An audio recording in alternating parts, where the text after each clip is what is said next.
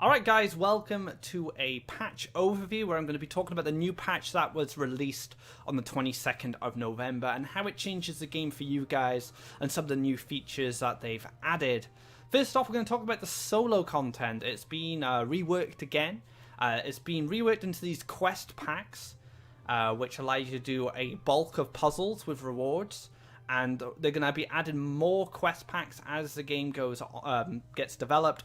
And you're going to have to pay for these packs with gold or with real money. And it's like $199, I think, for a quest pack or 500 gold. So it's very cheap. But they give you a faster progression while having some fun at the same time. So you're going to get your value for your gold or your money. When you buy these quest packs, you're going to be able to get more battle chests, more gold, more dust. So that's going to be really cool because we're going to have more solo content come in the future. And I like the way it's kind of broken down into these different packs now. As we can see, we have training pack here, cipher pack, and Jalmia pack. And I'm sure they're going to keep adding stuff. And they have stated as well in the patch notes that we're still in early access. There's still a lot of stuff that needs to happen to the solo content. So just keep your eyes out for it. And I hope this new solo content pleases you, as you'll be able to progress a lot faster. Next up, we have some UI changes. Now, I really like these UI changes, and I'm going to show you them just in a practice game now.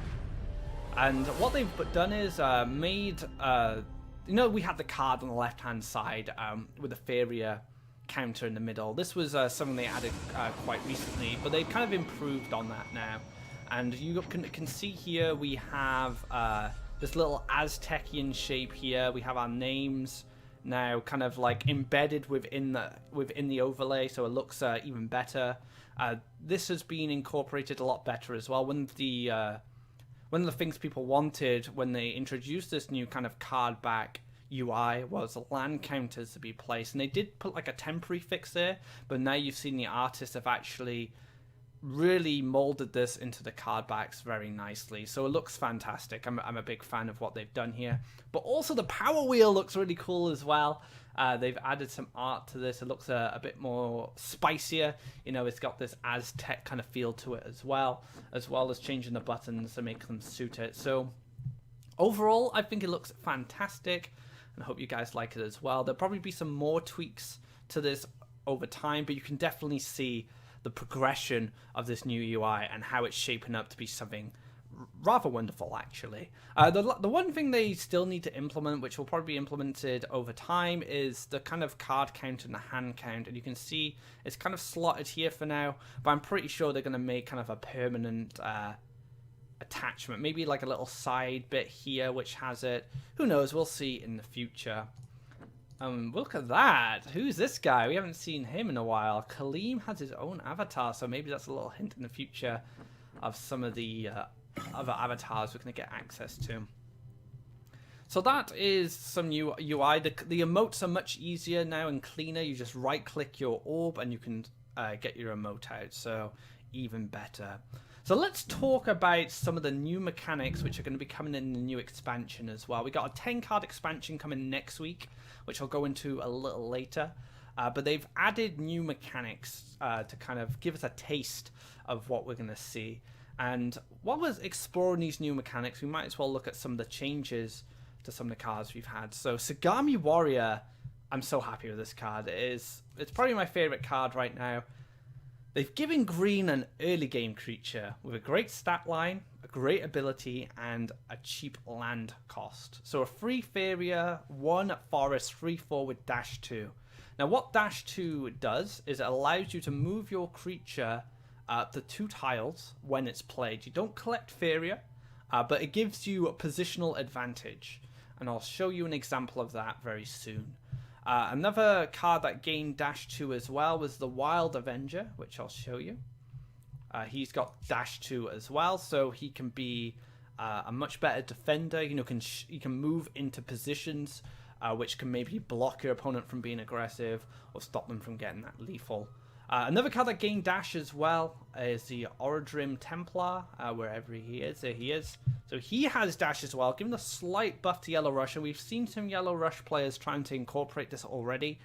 It's been alright. We will have to see how it does in the future. There's still probably going to be a lot of experimentation before that happens.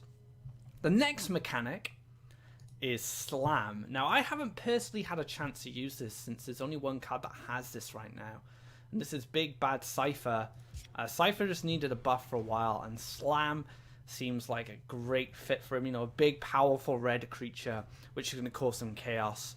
So what Slam does, it is you're able to inflict damage to groups of creatures.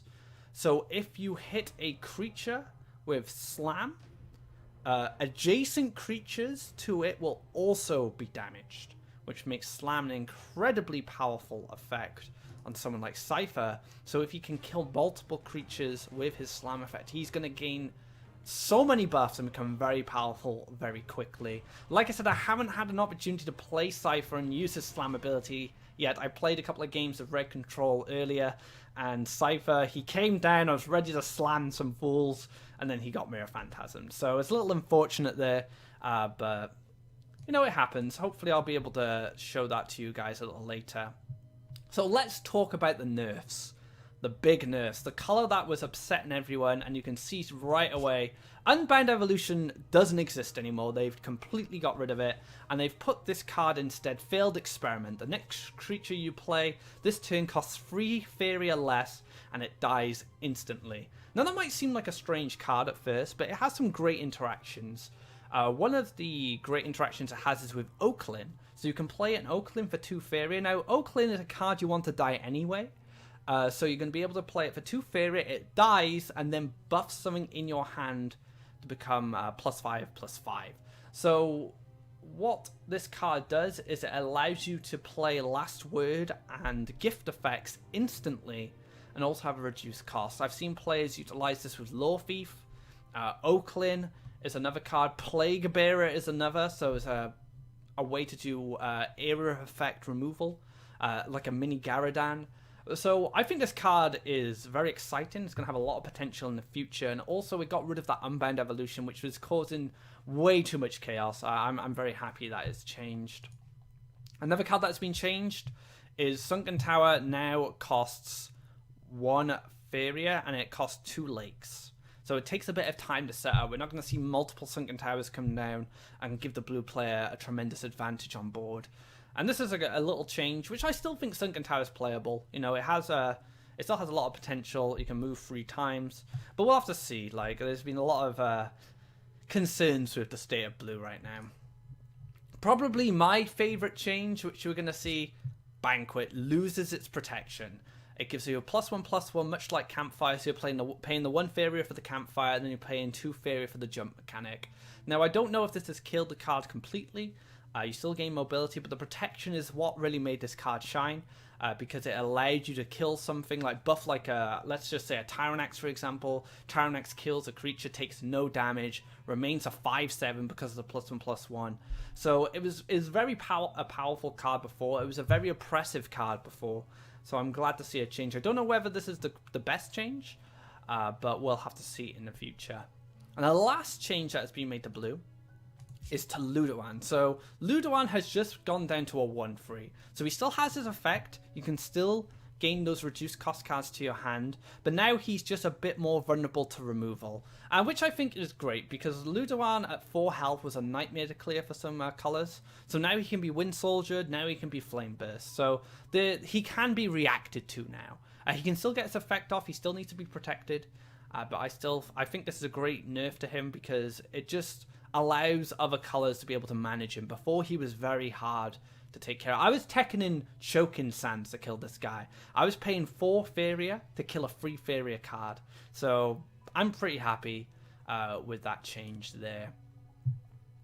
So what else do we have? Scourge Flame Spectra, actually. Sorry, I just missed that card. So Scourge Flame Spectra has been changed. As you can see, it has been increased to 7 Faeria, and now has a 2 attack. Now, this seems like a bigger nerf, but the one other thing I haven't talked about yet is now combat effects now trigger on your opponent's orb and structures. So you can deal 2 damage with Scourge Flame, and you'll do the 3 damage to your opponent as well with his combat effect. So he can essentially do 5 damage to the face if he goes to the orb. So combat effects now affecting your opponent's orb has made guys like the Boulder Thrower come into play a little bit. People are experimenting with this card because you gain 2 Faeria if you get that face hit off, so he only costs 5 Faeria. So we'll have to see how combat affecting orbs and structures affects the game overall. The last change that was made, and this was to keep the failed experiment in line, runing has now been changed. So if you use a card like failed experiment, you don't get the reduction. So it's basically just to keep the failed experiment in line, stop any crazy shenanigans going off. There are new cards that are coming out. There are 10 new cards which will be released next week, so be sure to check out the Faeria Facebook page. If you type Enter Faeria into search or just Faeria, I'm sure it'll pop up on your Facebook, and it'll be revealing new cards throughout the week, and we already had a couple already. But yeah, another thing they've added as well is artwork, and I'll go through some of the new artwork. We have Earthcraft. Now, we did see a sneak peek of this in one of the patch notes, but this art looks fantastic. I really like it. What else have we seen? There's a lot of neutral cards, got some artwork. The Explorers. So let's just go through here and just see the Explorers artwork. So there's one there. There's the Oasis Explorer, which I think is my favorite out of all the artworks.